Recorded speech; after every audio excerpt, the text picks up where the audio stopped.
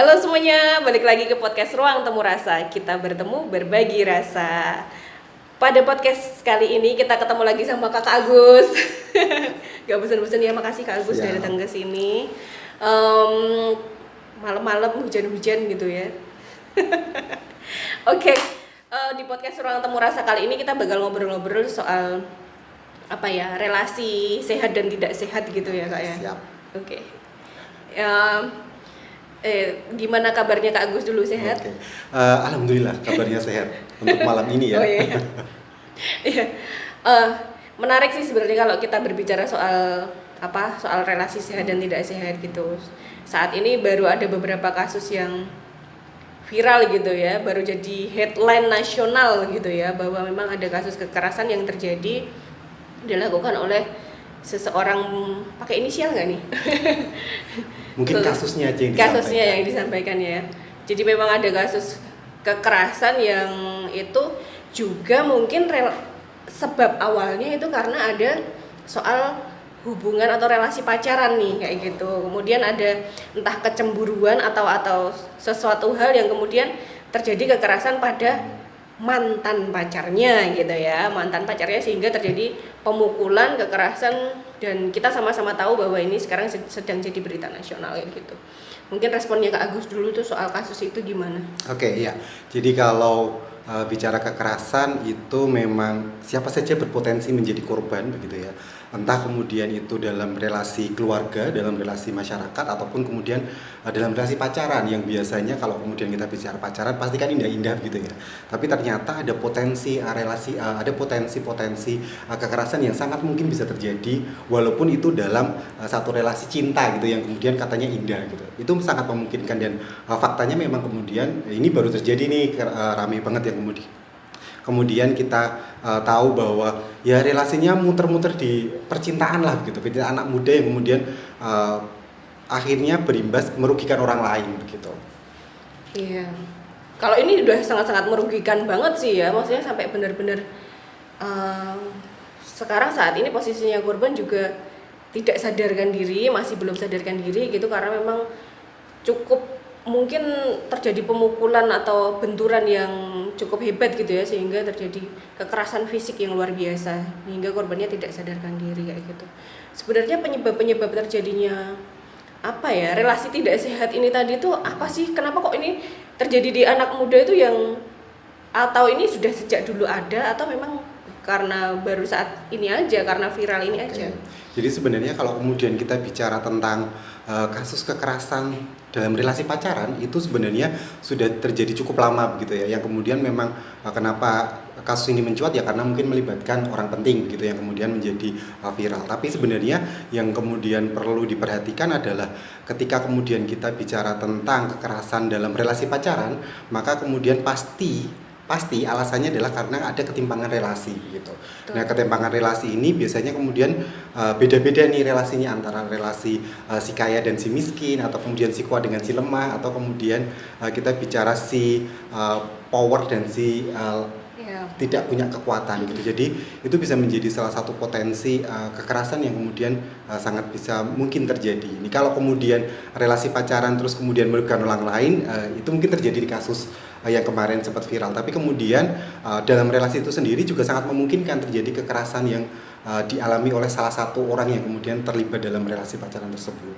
Nah, di DIY sendiri kalau kemudian kita bicara tentang relasi pacaran, ternyata meningkat tiap tahunnya gitu. Di 2021 tercatat data 1.235 kasus. Lalu kemudian 2022 meningkat menjadi 1.280 kasus yang kemudian kalau kita runtut dan kemudian kita lihat siapa sebagai pelakunya, maka kemudian urutan kedua adalah pacar gitu. Di urutan pertama ada suami atau pasangan, maka kemudian urutan kedua ada pacar. Nah, ini kan sangat menakutkan gitu ya. Kemudian kalau kemudian kita bicara tentang relasi pacaran yang harusnya kemudian relasinya saling melindungi, saling menjaga, tapi kok ini jadi pelaku kekerasan gitu. Nah, ini faktanya ada begitu Bang. Dari data yang kemudian dikeluarkan Dinas Pemberdayaan dan Perlindungan Perempuan dan Anak itu menyebutkan bahwa dari kelompok pelaku, maka kemudian angka tertinggi kedua adalah di kelompok pacar yang kemudian melakukan kekerasan gitu. Iya. Nah, ini juga Padahal ya katanya pacaran itu sebenarnya indah gitu ya, tapi ternyata punya peluang yang sangat besar untuk kemudian relasi tidak sehat atau relasi kekerasan itu muncul dari sana. Betul. Gitu ya. Nah, kadang juga kekerasan ini kan berlanjut nih Kak. Betul. Berlanjut terus-menerus kayak gitu ya, berulang kayak gitu, atau ada, kita sebutnya ada ritmenya gitu ya. Betul. Ada ritme berulang kayak gitu. Banyak juga teman-teman yang memang terjebak pada relasi tidak sehat itu dan mengalami hambatan atau apa ya, kesulitan untuk keluar dari lingkaran itu gitu loh. Menurut Kak Agus gimana? Ya itu kalau orang sekarang nyebutnya toxic relationship gitu ya. Iya. Hubungan yang tidak sehat gitu. Nah, bagaimana kemudian kita bisa keluar, ya pasti yang jelas adalah kita tahu bahwa apa yang kemudian terjadi pada kita itu keliru. Kan itu yang penting, bahwa kalau kemudian orang itu sadar bahwa relasinya ini nggak sehat. Kalau dia nggak sadar ya itu akan berulang terus begitu ya, karena ya bisa jadi tadi karena ini dalam satu lingkup relasi pacaran, kemudian apa yang dilakukan pasangan itu menjadi bentuk perhatian, bentuk cinta gitu ya, kemudian ya itu kan bagian dari bentuk kasih sayang yang dia tunjukkan ke aku nggak boleh keluar malam, aku harus kemana-mana sama dia, harus laporan dan segala macam. Padahal kalau kemudian kita tahu bahwa ternyata itu bagian dari bentuk kekerasan ya, yang kemudian sebenarnya kita sedang alami gitu, itu kita mulai dari diri kita dulu. Kalau kemudian kita tahu bahwa ini relasinya lagi nggak sehat nih gitu, nah kalau kemudian merasa bahwa relasinya sedang tidak sehat, maka kemudian yang bisa dilakukan lagi adalah kemudian mengkomunikasikan dengan pasangan gitu, bahwa apa yang kemudian dialami, saya nggak nyaman loh dengan situasi relasi yang sedang kita bangun misalnya gitu. Nah kalau kemudian di tahap komunikasi juga tidak selesai, maka yang kemudian bisa dilakukan ya tentu saja kemudian ya sudah diputuskan saja gitu. Itu yang kemudian susah untuk putus ya. Tapi kalau kemudian kita lihat fakta yang kemudian ada, biasanya kan tadi Mbak Kak Esti sampaikan bahwa ini akan berulang gitu, ritmenya gitu.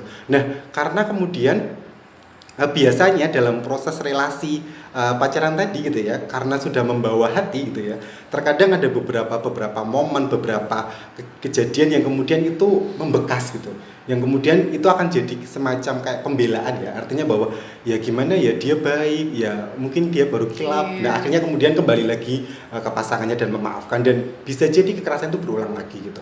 Nah memahami bahwa bentuk perhatian, bentuk kasih sayang itu bukan menyakiti, itu menjadi penting gitu untuk teman-teman remaja muda gitu, yang kemudian dia harus paham bahwa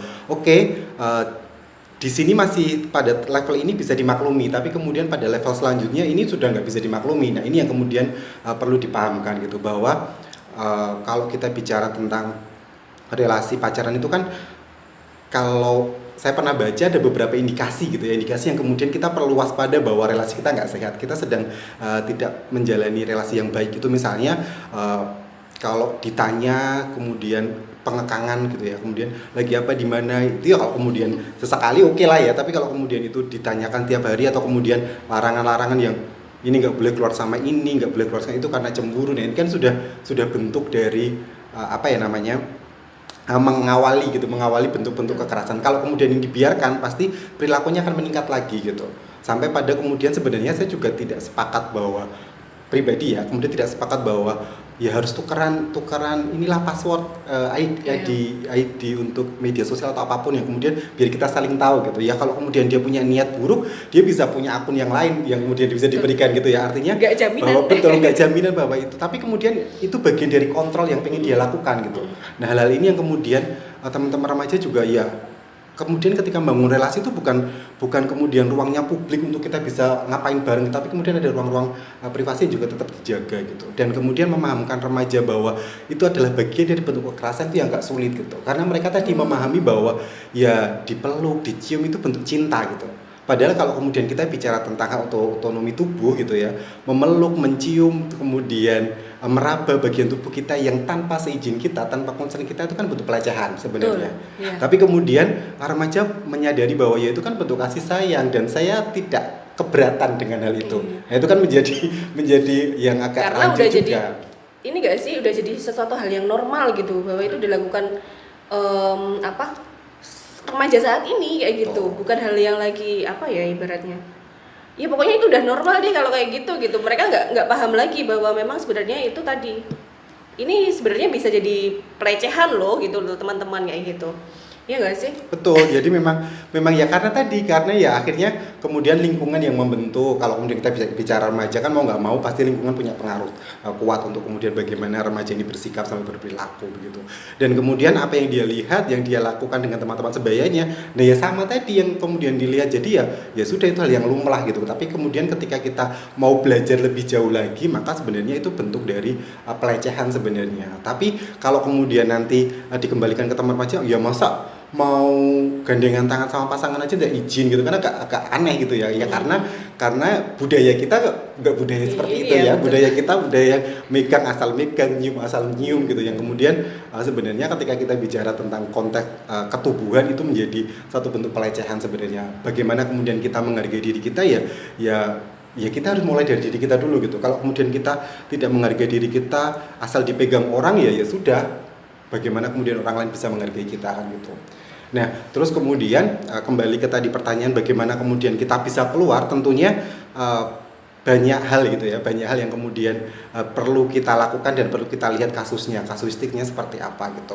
Nah, kalau sebelum-sebelumnya kita pernah disuguhkan dengan drama kekerasan dalam rumah tangga yang kemudian kembali lagi ke pasangan pelakunya, yang kemudian mulai muncul istilah baru trauma bonding gitu, dimana kemudian korban coba untuk keluar dari pertanyaan-pertanyaan dalam dirinya untuk ini dimaafkan nggak ya, atau ini dilanjutkan ke hukum nggak ya. Ini yang kemudian terkadang ketika dia sendiri akhirnya dia nggak punya nilai untuk bagaimana ya, akhirnya ya sudah kembali lagi. Tapi kemudian ketika dia punya teman cerita, ketika kemudian dia punya orang yang kemudian bisa berbagi, kemudian memberikan solusi, saya rasa ini menjadi satu hal yang kemudian bisa dilakukan untuk mengurai persoalan tadi gitu. Karena kan kalau kemudian kita bicara tentang trauma di relasi, ya tadi ketakutannya untuk kemudian memutus relasi ini, ya nanti kalau kita putus ini gimana gitu. Karena biasanya nanti kalau kemudian kita bicara relasi pacaran kan biasanya nih yang kemudian terjadi, teman-teman remaja ya malam minggu keluar bareng, terus kemudian nanti ada traktiran, ada nonton bareng, ada kemudian antar jemput misalnya kalau sekolah atau kuliah. Nah, ketika kemudian nanti mau diputus, ketakutannya kan kembali ke sana gitu. Nanti kalau putus siapa yang ngantar? Kalau putus siapa yang akan ngajak jalan malam minggu? Kalau putus nanti di rumah sendiri dong Sabtu. Nah, ini yang kemudian walaupun itu sebenarnya habit yang dibentuk ya. Betul. Nah, tapi kemudian kembali lagi untuk tidak melakukan itu menjadi pertanyaan besar gitu, karena sudah terbiasa dengan hal-hal yang dilakukan berdua dengan pasangan gitu. Jadi butuh orang lain yang kemudian juga masuk sebagai orang ketiga untuk kemudian mendiskusikan, memberikan cara pandang baru bahwa ya dulu kamu bisa kok hidup sendiri gitu ya. Sekarang begitu punya pacar kok jadi ketergantungan. Nah, ini yang kemudian menjadi penting juga, ada keterlibatan orang lain selain kemudian dua pasangan tadi gitu. Iya. Harus ada orang lain gitu. Ataupun kemudian kita bisa mengakses layanan-layanan yang kemudian ada di kita gitu ya. Karena kemudian ketika bicara layanan konseling, kita punya banyak layanan konseling yang bisa diakses. Kalau kemudian memang ada persoalan dalam relasi, bisa juga disampaikan di sana untuk gimana sih sebaiknya pandangan orang dari luar gitu. Karena karena kalau kemudian kita hanya menyelesaikan dari diri sendiri, ya tadi dilemanya kan kemudian kembali tentang ya masa-masa indah dulu, mungkin sekarang dia baru kilap gitu yang kemudian nanti bisa berubah lagi lah seperti ini. Harapan itu yang kemudian kita butuh teman ngobrol untuk kemudian gimana sih sebenarnya yang terjadi di situasi seperti itu. Betul sih, menurutku juga lebih ke butuh teman ngobrol, karena sebenarnya dirinya yang merasa dirinya bahwa aku nih kayaknya udah nggak sehat nih relasinya, udah mengalami kekerasan nih, udah mengalami pelecehan ya gitu. Sebenarnya hanya butuh validasi gitu loh.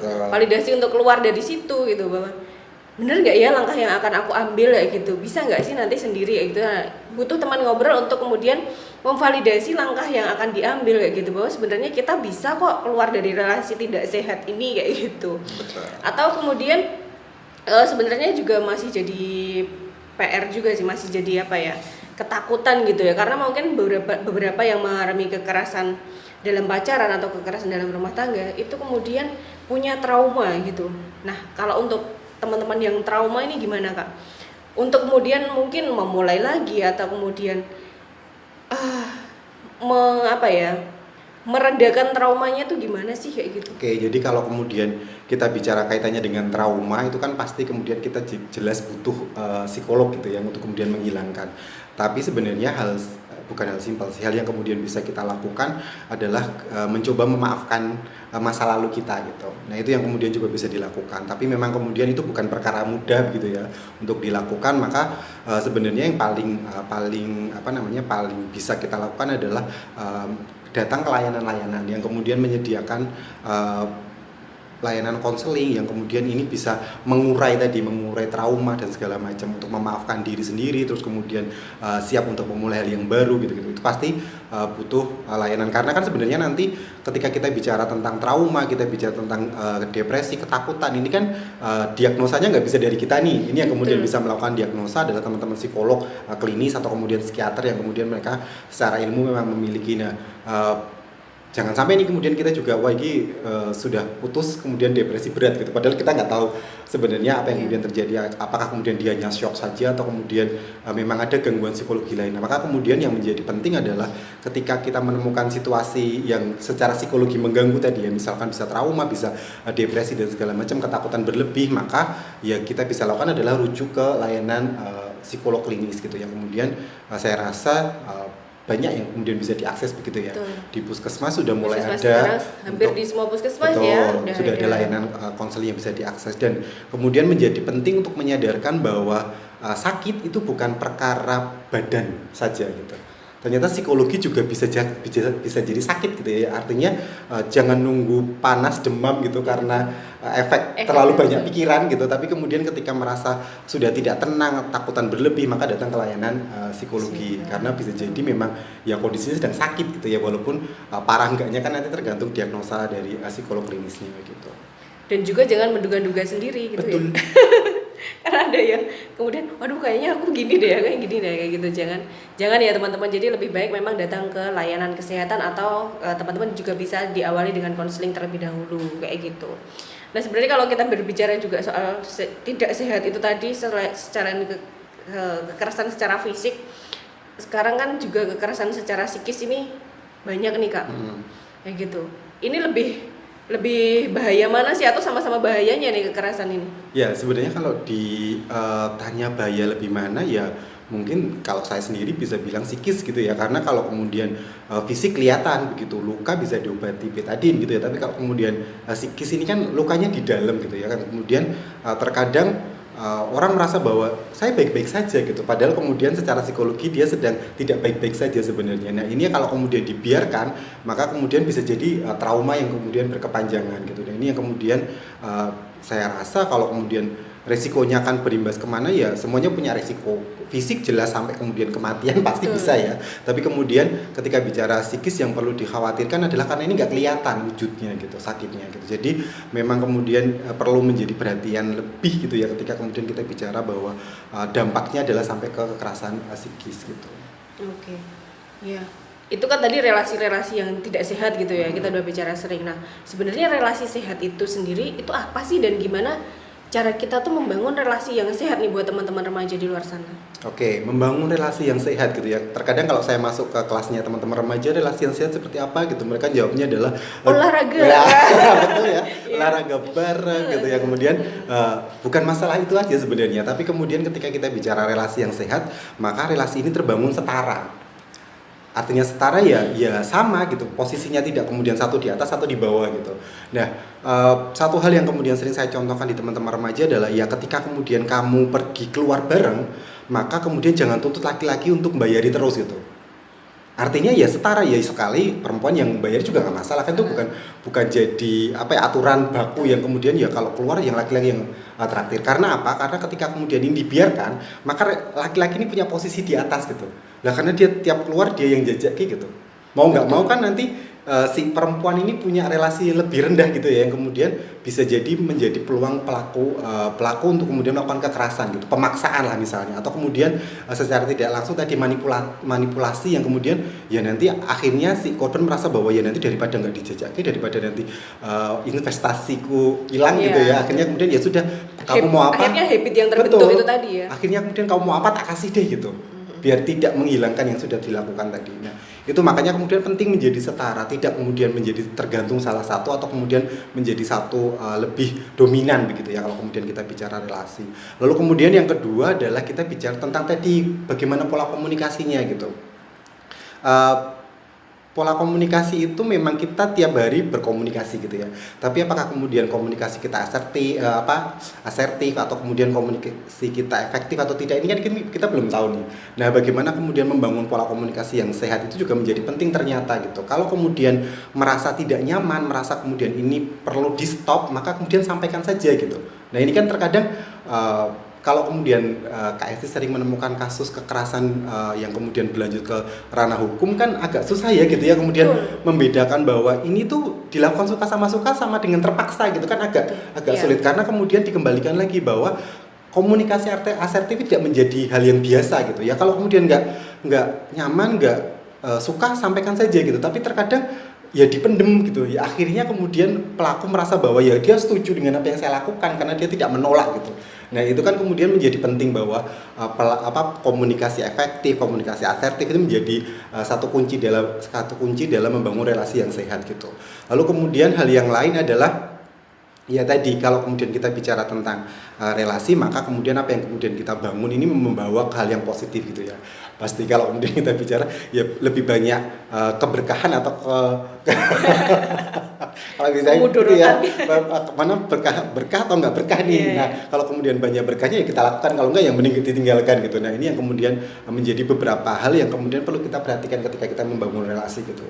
Nah, di beberapa contoh yang kemudian kasus yang terjadi adalah seperti itu. Jadi sudah terbiasa dimanjakan gitu ya. Ya walaupun itu bukan hal yang salah ya, tapi kemudian memanjakan itu bagian dari melemahkan secara relasi kuasa gitu. Kalau kemudian kamu sudah lemah, maka mau nggak mau kamu harus nurut nih dengan apa yang aku mau. Nah, ini yang kemudian menjadi salah satu peluang pelaku untuk kemudian melakukan kekerasan. Ya pasti dia nurut karena kemudian ya daripada nggak diajak keluar, daripada nggak dibeliin ini, daripada nggak dibeliin ini, maka kemudian ya sudahlah, kamu mau apa tak berikan, walaupun kemudian nanti pertanyaannya adalah ya ini bagian dari bentuk pembuktian cinta gitu ya. Itu yang kemudian sering muncul gitu. Tapi no, itu bukan bentuk cinta. Kalau kemudian kita bicara tentang cinta, menyayangi, maka kemudian menjaga, itu yang kemudian menjadi penting itu. Itu kira-kira. Iya. Nah, kalau ini nih, kalau relasi pacaran kan mungkin masih kita bisa prevent lah, masih kita bisa preventifkan. Nah, kalau yang sudah dalam relasi rumah tangga nih Kak, gimana catatan sedikit gitu tentang memperbaiki komunikasi yang tidak sehat jadi ke arah sehat, itu tips dan triknya supaya lebih baik gitu. Oke. Jadi satu kasus yang kebetulan sekitar seminggu yang lalu saya ada pertemuan FPKK itu adalah Forum Penanganan Korban Kekerasan di DIY, yang kemudian salah satu menyoroti terkait dengan kekerasan dalam rumah tangga yang kemudian dilakukan oleh pasangan, baik suami atau istri gitu ya. Yang kemudian disampaikan salah satu lembaga bahwa 80 sekian persen gitu ya, pelaku korban itu akan kembali ke pasangan. Betul. Gitu ya, dengan alasan apapun gitu ya. Ya bisa jadi karena anaknya masih kecil, karena ekonominya ditopang hanya dari pasangan, daripada nanti dia nggak punya penghasilan dan segala macam gitu. Nah, yang kemudian menjadi perhatian adalah bahwa kalau kemudian pilihannya adalah dia kembali ke pasangan, maka perlu diperbaiki relasinya gitu. Nah, salah satu program yang kemudian sebenarnya bisa dilakukan adalah konseling ke pelaku. Bagaimana kemudian pelaku ini mendapatkan rangkaian konseling untuk pelaku kekerasan ini, untuk kemudian secara pelan dia akan menurunkan intensitas perilaku yang mengarah pada kekerasan gitu. Dan kemudian itu efektif ternyata, karena dari beberapa program yang kemudian dilakukan, jadi kalau dalam satu rangkaian konseling itu ada sekitar 14 kali pertemuan dengan pelaku gitu, yang kemudian pelan-pelan mereka akan kemudian secara tidak sadar akan mengurangi tensi kekerasan gitu. Dan itu kemudian salah satu yang kemudian mengakses, kemudian korban menyampaikan bahwa iya, suami saya sudah tidak mukul lagi gitu. Walaupun kemudian kalau marah dia langsung pergi gitu. Pergi tapi ya kembali ke rumah, tapi kemudian tidak seperti dulu yang kemudian langsung mukul misalnya gitu. Jadi memang kalau kemudian kita lihat bahwa kasus dalam relasi pernikahan misalnya yang kemudian agak sulit nih untuk kemudian keluar, maka kemudian yang bisa dilakukan adalah sebenarnya bagaimana kemudian proses intervensinya ke pelaku, bagaimana kemudian pelaku diedukasi, kemudian sampai ke mendapatkan layanan konseling untuk perubahan perilakunya gitu. Karena kalau kemudian ini kembali ke relasi dengan pasangan yang sama dan kemudian tidak ada perbaikan, maka ya sudah akan berulang. Dan justru dan bisa dipastikan, bukan justru lagi, bisa dipastikan bahwa kekerasannya akan semakin besar Parah, dan ya. lebih parah gitu. Jadi kalau awalnya mukul bisa jadi nendang, bisa jadi ngancem pakai senjata tajam, itu sangat memungkinkan gitu kalau kemudian didiamkan gitu. Gitu. Jadi memang salah satu intervensi yang kemudian bisa dilakukan adalah ya tadi, programnya adalah menyasar pada pelaku-pelakunya tadi, yang kemudian perlu ada treatment untuk counseling sampai pada perubahan perilakunya gitu. Betul. Kalau memang sudah sangat tidak mungkin, udah kayaknya udah lebih baik end aja ya daripada terus-terusan ya gitu ada di lingkaran kekerasan itu tadi. Oke, terima kasih Kak Agus sudah berbagi Sama-sama. sharing-sharing sama kami di podcast Ruang Temu Rasa. Mungkin terakhir ada pesan buat teman-teman yang menyaksikan podcast ini? Oke, kalau pesannya sebenarnya bagaimana kemudian kita bisa terhindar dari kekerasan adalah mengedukasi diri. Itu penting, mengedukasi diri tentang apa sih bentuk kekerasan, bagaimana bentuk kekerasan, layanan mana yang kemudian diakses, yang sehingga kemudian nanti ketika ya kita nggak mau terjadi, tapi kalau kemudian sampai kemudian terjadi pada kita atau orang terdekat kita, maka kita tahu bagaimana kemudian mencari solusi, meminta bantuan, layanan mana yang bisa kita akses, itu menjadi satu langkah lebih di depan gitu. Kalau kemudian kita sudah membekali diri dengan informasi, membekali diri dengan pengetahuan-pengetahuan yang mungkin buat orang mungkin itu nggak terlalu penting, tapi kalau kemudian menurut saya itu menjadi hal yang sangat penting, membekali diri dengan informasi yang luas gitu ya, termasuk kemudian kekerasan dan layanan yang bisa diakses. Sip. Oke, terima kasih. Wah, keren banget. Oke teman-teman, terima kasih sudah menyaksikan podcast Ruang Temu Rasa kali ini. Teman-teman bisa subscribe channel kami di podcast Ruang Temu Rasa. Kemudian teman-teman juga bisa kasih komentar, bisa kasih pendapat ataupun apapun usulan untuk narasumber atau tema-tema yang bakal kita bahas berikutnya. Oke, terima kasih dari saya Esti, mohon undur diri. Sampai jumpa di podcast Ruang Temu Rasa berikutnya. See you.